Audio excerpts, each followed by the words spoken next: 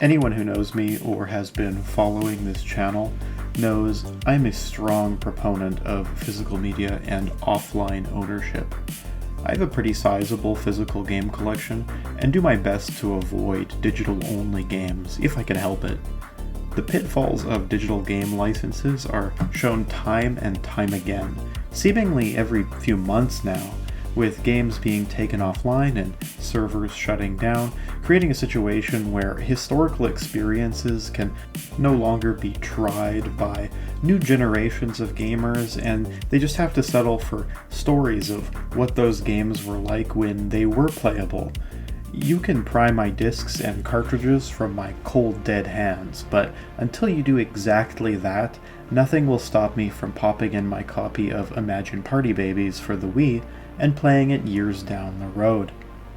That being said, it's plain to see what direction the industry has been barreling towards, and I'm not kidding myself here.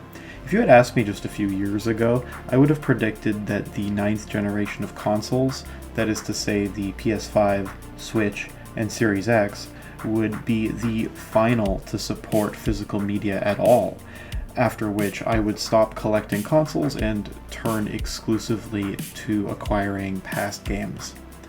The Xbox Series and PlayStation 5 both had digital-only options from the get-go, and the PS5 Pro doesn't even come with a drive despite its sky-high price tag, forcing you to buy one separately and attach it later. Microsoft has seemingly completely abandoned physical media as well, in favor of their monthly subscription service Game Pass, where Sony at least has physicals for the vast majority of releases, with most of those having the full playable game on the disc too. My copy of Final Fantasy Rebirth even came on 2 discs, which is super cool to see. More of that, please. Even Nintendo, who is pretty old school most of the time, has been dabbling with these weird game key cards on the Switch 2 lately, which I made a whole video on you can check out on my channel. All of this is to say, I was pleasantly surprised this week when news came out of rumors that Sony is planning on sticking with their current strategy for physical games when it comes to their next generation console, the PlayStation 6. Both digital and disk drive SKUs will be offered, and presumably a separate disk drive add-on will be available to transform your digital console into a disk reading one later down the road. Cue my massive sigh of relief. About 7 months ago, a former Sony executive speculated that this would be how Sony decides to approach this new generation, but at the time I didn't give it too much weight, seeing as he was no longer with the company and going off of little more than a hunch. I do realize that these new reports are still rumors, but really hoping this proves to be true here. Typically, small details like this trickle out a couple years before formal reveals, and it doesn't sound unreasonable for Sony to stick to the strategy that's been working so well for them. Sales of the optional PS5 disk drive have reportedly satisfied Sony's sales expectations, so there isn't much reason for them not to keep going with this. I totally was mentally prepared for the PS5 to be the final game titles from Sony filling up my game room shelves, but it's looking like we'll be able to hold on for at least one more full generation here.